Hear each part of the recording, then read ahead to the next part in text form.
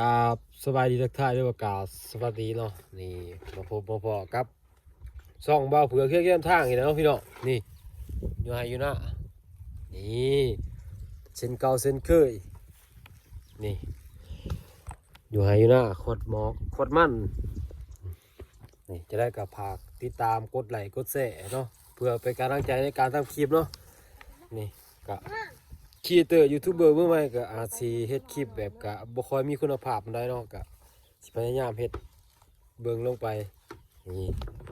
ก็คือสีพานามิยนี่แนมกล่องแน่นี่ตอนนี้ก็กำลังออกมาแต่บ้านเนาะออกมานี่สิออกมาคนมันเลยพี่น้อง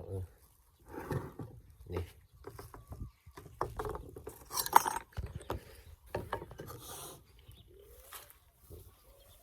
ตอนนี้ก็กำลังแต่งกับข้าวเนาะ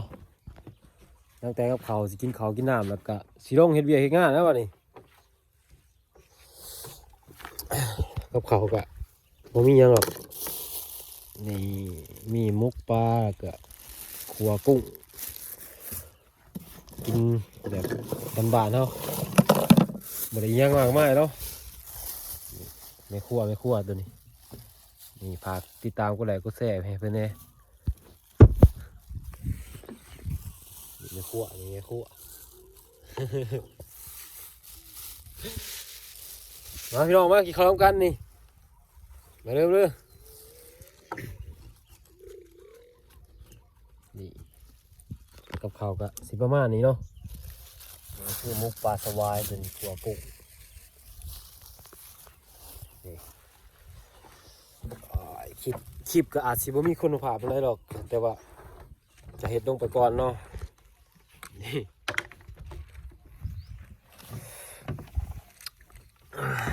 มาเร็วพี่น้องเลยกินข้าวกันแซ่บๆบ่มื้อนี้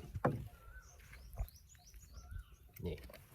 อยู่กับภาพบรรยากาศอยู่ไฮยีน่าแบบบ้านเฮาเนาะคำใหญ่ๆจักบาทโซ่พี่น้องก่อน